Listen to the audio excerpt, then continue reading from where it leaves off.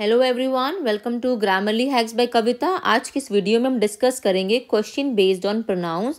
ये टॉपिक काफ़ी इंपॉर्टेंट रहता है आपके अपकमिंग एग्जाम जो चल रहे हैं। अभी जेकेपी कांस्टेबल का एग्ज़ाम आपका अभी आने वाला है 1 दिसंबर को, और उसके अलावा उसके बाद जो आपका एग्ज़ाम आने वाला है वो है हाई कोर्ट का। इन दोनों ही एग्ज़ाम के सिलेबस में इस प्रोनाउंस के टॉपिक को मेंशन किया हुआ है। हालांकि मान सकते हैं यहाँ से एक आधा क्वेश्चन आने की संभावना रहती है। अब क्वेश्चन किस फॉर्म में आते हैं आपके सामने? फिल इन द ब्लैंक्स की फॉर्म में आता है। जैसे कि मैंने क्वेश्चन लिखा हुआ है अभी स्क्रीन पर, he has a dog blank he loves very much. उसके पास एक डॉग है जिससे वो काफ़ी मोहब्बत करता है। देखो आपके पास ऑप्शन है हु, whom, which, that। ये चारों के चारों ही हमारे क्या होते हैं? इनको हम कहते हैं रिलेटिव प्रोनाउन। मैंने कहा भी है आपको, इनको हम कहते हैं रिश्तेदार ग्रामर में, जो रिश्ते बताने के लिए हम यूज़ करते हैं। स्पेसिफिकली यहाँ पे जो ये हु और हुम लिखा है ना, ये काफ़ी इंपॉर्टेंट बन जाता है क्योंकि इन दोनों में कन्फ्यूजन रहती है हमें, और इनका क्वेश्चन हमें एग्जाम में देखने को मिलता ही मिलता है। तो जो मैं अभी कॉन्सेप्ट समझाऊंगी ना आपको, उसको आपको ध्यान से सुनना है और आपको वही अप्लाई करना है। जब वन लाइनर के सेंटेंस आते हैं या छोटे सेंटेंस आपके सामने आएंगे ना एग्जाम में, जहाँ पे हु और हुम को यूज़ करना होगा, तो वहाँ पे इस कॉन्सेप्ट से आपका आंसर निकल जाएगा।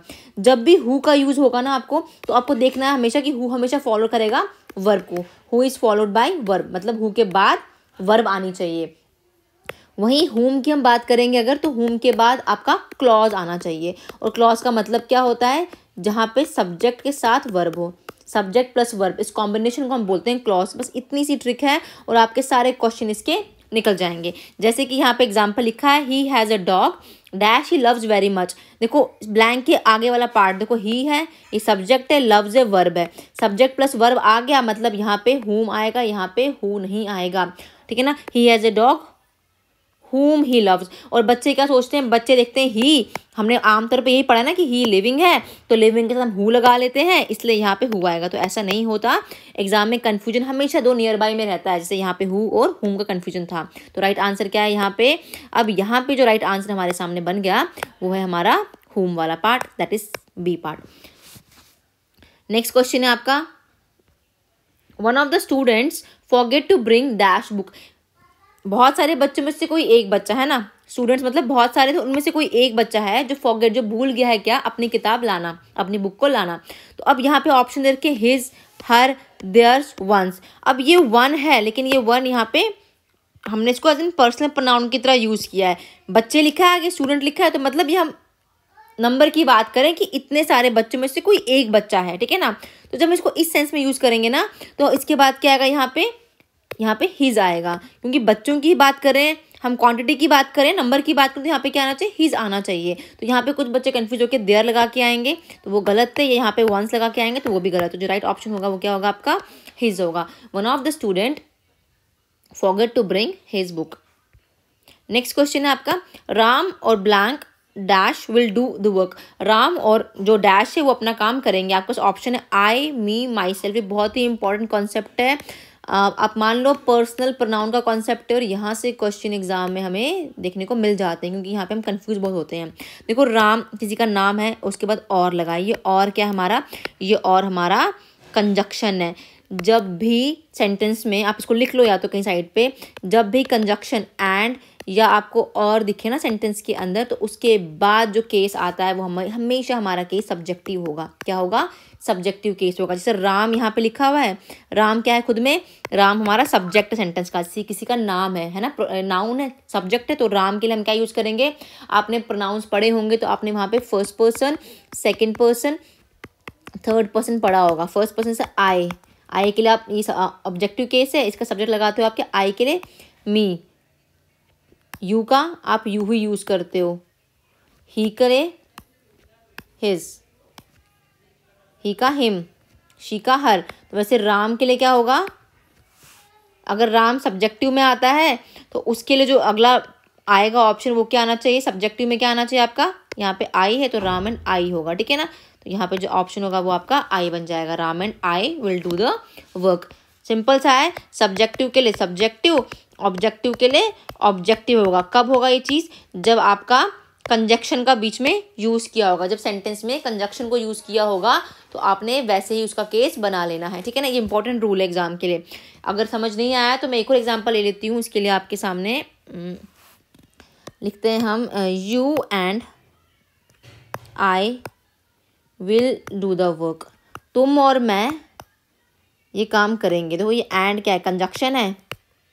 यू क्या है हमारा, सब्जेक्ट है ना, अगर ध्यान हो तो फर्स्ट पर्सन, अभी कहा मैंने आई, सेकंड पर्सन यू, तो यू, ये दोनों सब्जेक्टिव केस में आते हैं हमारे। आई का मी बन जाता है ऑब्जेक्टिव केस और यू का यू ही बनता है।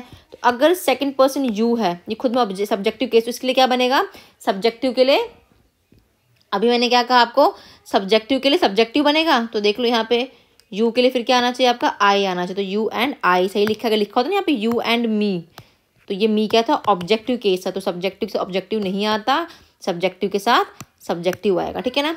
आई होप क्लियर हो गया होगा। Now moving towards the next question and which is she should not marry such a man as he और हिम।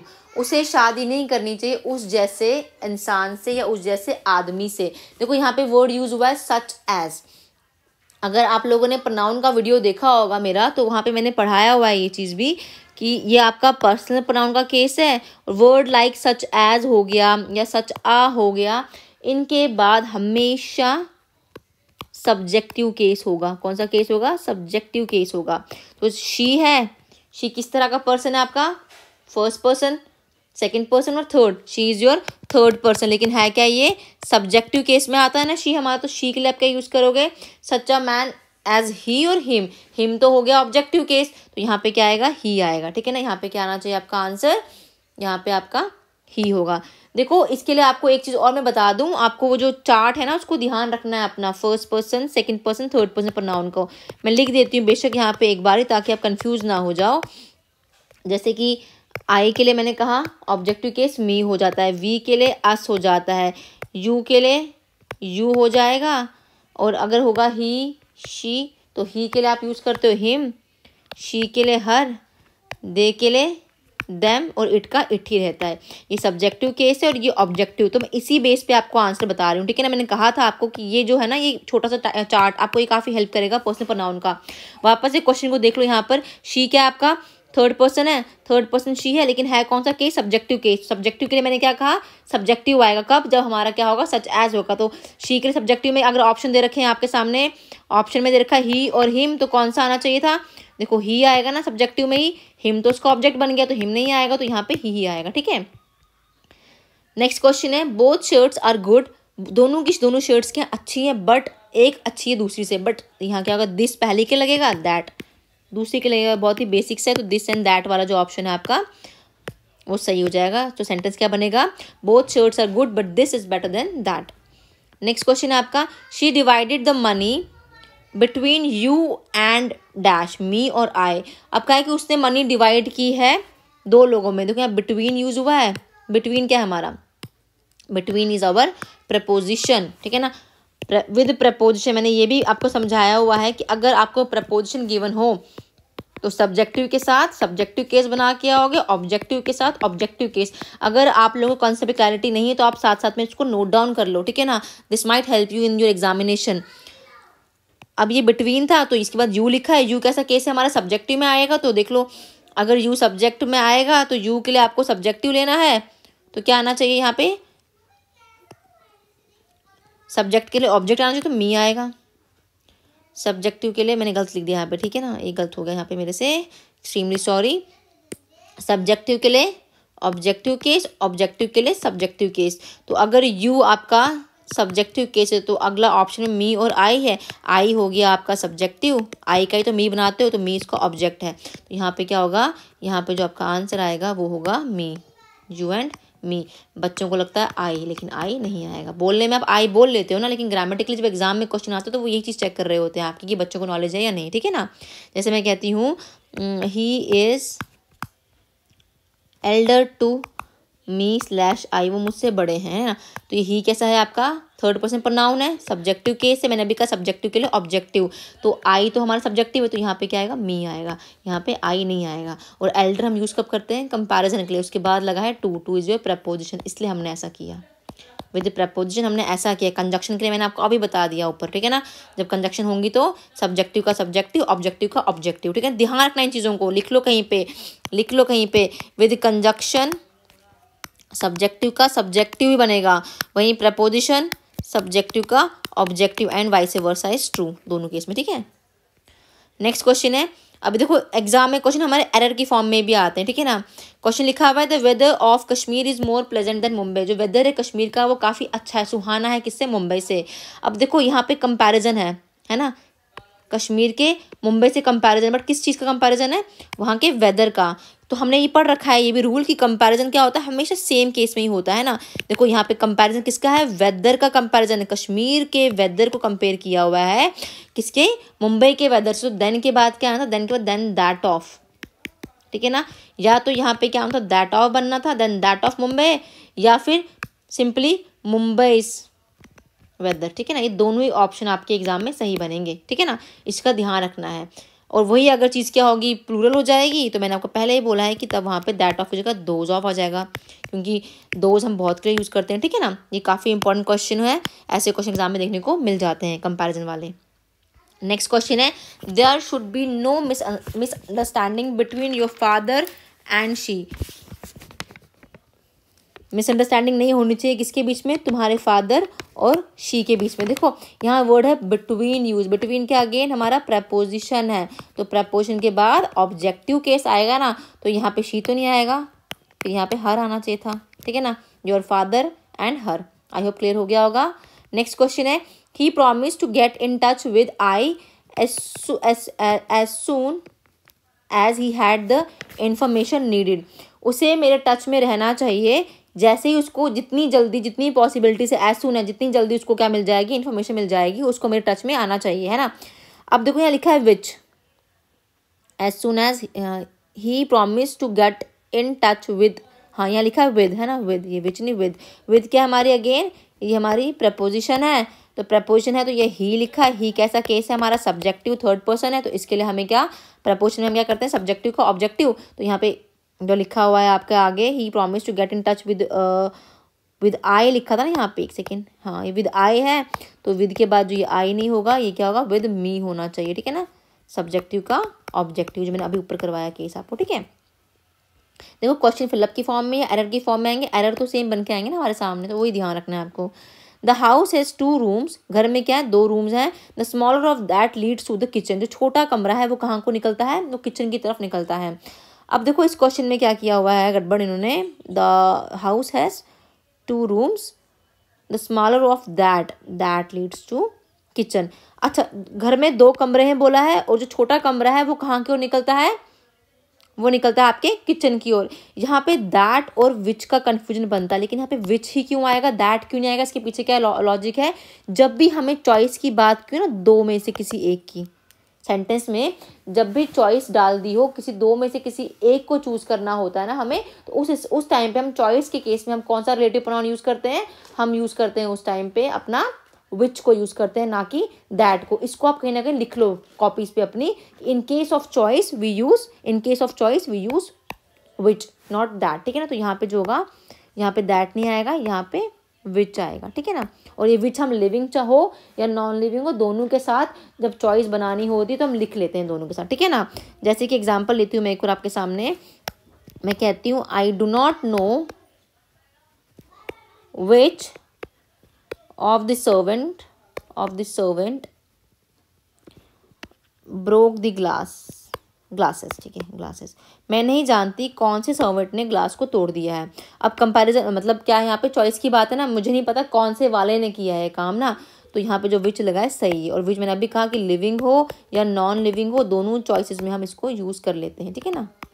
आई होप क्लियर हो गया होगा। नेक्स्ट क्वेश्चन है, he identified a girl who he found to be the main culprit, no error. देखो यहाँ पे who वाला error दिख रहा है आपको, बोला कि उसने गर्ल को आइडेंटिफाई किया है जिसे लगता है कि वो मेन कल्प्रिट होगी। देखो अगेन हु है, ठीक है। अब ध्यान क्या रखो, जो एक केस मैंने आपको पहले बताया ना, या तो आप वैसे कर सकते हो, या आप यहाँ पे ये भी ध्यान रख सकते हो क्या, कि अगर तो सब्जेक्ट और वर्ब बराबर होंगे, सेंटेंस में इक्वल होंगे, तो हम यूज करते हैं हुम को, ठीक है। वहीं अगर वर्ब ज़्यादा हो गई सब्जेक्ट से, तो हम यूज़ करते हैं हु को। ये दोनों ही केस आप अप्लाई कर सकते हो। मैंने कहा था छोटे सेंटेंसेस जब होते हैं ना हमारे, तो हम नॉर्मली क्या देख लेते हैं, हम नॉर्मली क्या देखते हैं छोटे सेंटेंसेस में, कि ब्लैंक के आगे वाला जो है हमारा वर्ब है तो हु लगा लेते हैं, क्लॉज है तो हम हु लगा लेते हैं इन केस ऑफ स्मॉल सेंटेंसेस। लेकिन कभी कभार एग्जाम में लंबे सेंटेंसेस आ जाते हैं, तो उस केस में क्या होता है, अगर सब्जेक्ट और वर्ब दोनों इक्वल हैं, बराबर हैं, तो हम लगा लेंगे whom। वहीं अगर वर्ब ज़्यादा हो गई, सब्जेक्ट से बराबर ना हुई, तो हम लगा लेंगे हु। ठीक है ना। जैसे कि आपका ही सेंटेंस था अभी लिखा था, he identified a girl who he found to be the main culprit. देख लो अब सब्जेक्ट कितने यहाँ पे, एक ही सब्जेक्ट है, ये आइडेंटिफाई क्या यहाँ पे वर्ब है। उनने एक ढूंढी क्या, एक लड़की, ऑब्जेक्ट हो गया। हु के बाद देखो ये हमारा रिलेटिव प्रोनाउन है, वी आ गया। वी क्या है, सब्जेक्ट है। फाउंड ढूंढना, ये वर्ब है हमारी। To be the main culprit, आगे वाला पार्ट तो नहीं ना, वर्ब सब्जेक्ट। ठीक है, तो ये एक सब्जेक्ट यहाँ पर, एक सब्जेक्ट यहाँ पे। सब्जेक्ट कितने हैं, 2 हैं। वर्ब कितनी है, 2 हैं। तो ये बराबर के हैं, तो यहाँ पे क्या आना चाहिए था आपका, यहाँ पे ये हु नहीं आएगा, यहाँ पे आएगा होम।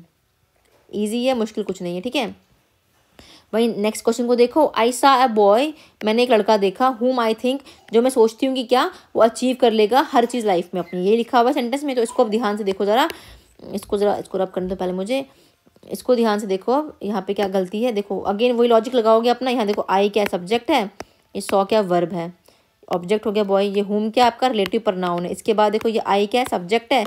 थिंक सोचना इस वर्ब, ये अचीव हासिल करना भी तो वर्ब ही है ना। तो देखो कितनी, 1 2 3, यहाँ पे वर्ब 3 होगी, 3 वर्ब ज़्यादा हैं, सब्जेक्ट कितने 1 और 2, सब्जेक्ट कम है 2 है। तो जहाँ पे वर्ब ज़्यादा सब्जेक्ट कम, वहाँ पे हम क्या लगाते हैं, मैंने अभी कहा वहाँ पे हु लगाते हैं। तो यहाँ पे हुम नहीं आएगा, यहाँ पे जो होगा हु होगा।